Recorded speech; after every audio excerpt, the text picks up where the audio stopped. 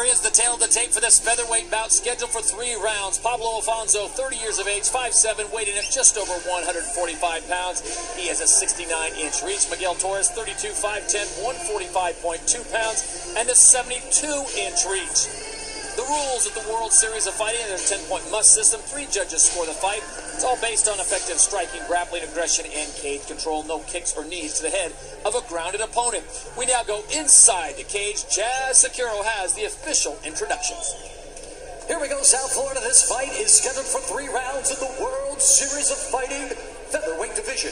And now introducing, fighting out of the blue corner, his record is impressive. 40 victories versus 6 defeats. He stands 5 feet 10 inches tall and weighed in at 145.25 pounds. He's here tonight from Chicago, Indiana, introducing Miguel Torres. His opponent, on my left, fighting out of the red corner. His record sits with 8 victories versus 5 defeats, and all 8 fights he has finished. 5 feet 7 inches tall. He weighed in at 145.5 pounds. He fights out of Miami, Florida, presenting Pablo the Hurricane Alfonso. Your referee in charge is Mr. Troy Waugh.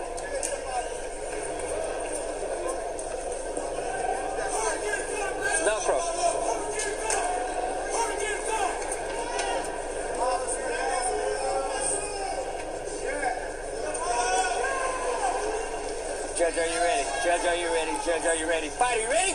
Fight, are you ready? Fight! So here we go in the featherweight division. Pablo Alfonso, the man known as the Hurricane, taking on Miguel Torres, the former WEC bantamweight champion. You talk about speed on display here, boss. But both these guys are great. I think Torres is really going to use his striking and his reach. It's more reach that he has, and he needs to do it. Wants to see if he can keep it on the feet. Don't get me wrong, he won like 23 times by way of submission, so he knows the ground. But that's the bread and butter for his opponent. So if he can keep it on the feet, he's stronger there.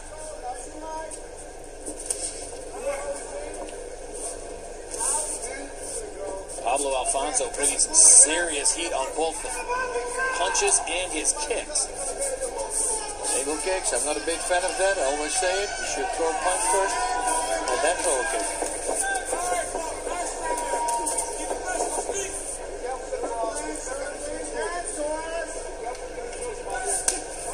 Nice inside low kick there, though, Alfonso. All these guys have experienced backgrounds. Pablo Alfonso, a former Strikeforce fighter, now with the Championship Fighting Alliance. And Miguel Torres, we've already talked about him. Young man already has 46 professional fights at 32 years of age. Yeah, that's crazy. Oh, that was a big power shot. Oh, he's hurt. Yep. Uh-oh. Alfonso comes in, swinging, trying to end this early. Torres trying to recover. Torres is down. Torres is still fighting. Let's see if Alfonso now is going to go maybe even for a choke. He needs to keep him close. Torres is still thinking. Puts him in the guard, keeps him close. Torres has been in this situation before. He has been in some absolute wars, just trying to slow down the pace of Pablo Alfonso. Looking for an armbar here. No. Alfonso pulls it out. He's got a great ground game himself. Some up kicks there. He's still in the game. But he got rocked. Wow. His hands look great. I thought that with way more submission victories, that he really wanted to go for the ground, but he's got some powerful striking. Those uppercuts were nasty. Gives Torres an opportunity to catch his breath and regroup. That's a very smart thing to do there. Elbow in the thigh. Believe it or not, because that muscle there is relaxed. Will do a lot of damage. Looking for an arm in guillotine here. Torres is. If he can go around the neck and then can move away from the cage. No, not underneath. Not deep enough, is it? Nope. He needs to climb on top. He should forget about position. Yeah. Torres should have climbed on top. But forget about submission, I believe. Always. Pablo Alfonso now drops. Torres trying to pop his head out.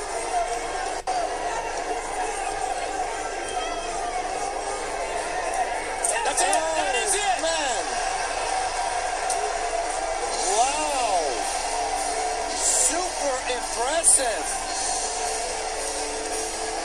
I mean, Torres is really good on the ground to pull that one off. That is amazing. For Pablo Alfonso to get it done against someone as seasoned as Miguel Torres, you take it back early, he rocked Torres, and give Torres a lot of credit on what he was able to accomplish and how long he was able to stay to it. But, boss, I don't know if he ever regrouped after that flurry that Alfonso hit him with early on in round number 1. Yep. Let's take a look at it. He wants the uppercuts. Sonny's going to rock with him. There, 2 uppercuts, landed flush. Full power on him now. He just keeps on working here and here, yeah. It was deep enough. Torres knew right here. He started feeling it. You know, once you pull your opponent loose from the mat, that means he can crank that shoulder backwards. And that will put on the choke. I say it all the time. It's better to put him on his back. Push all the way forward. And push the shoulders from your opponent on the back so he can't arch back. Works also with a rear naked choke, but still you have to be a little bit lucky there also. But that's a great defense. I'll put it on video and put it on Facebook. What about that? Anytime you can say you got the best of Miguel Angel Torres, that is certainly saying something, and the look on Torres' face says it all. He just got caught early. Oh, those uppercuts were landing and super powerful.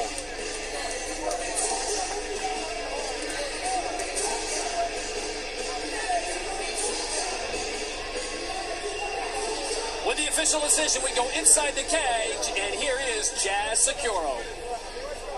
Ladies and gentlemen, this fight ends with a tap out due to a guillotine at 3 minutes and 5 seconds of the very first round. Your winner, Pablo the Hurricane Alfonso.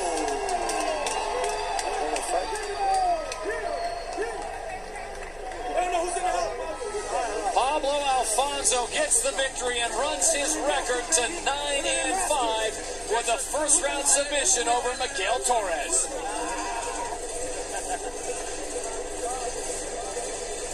That's 2 knockouts and 7 submission victories now. Wow.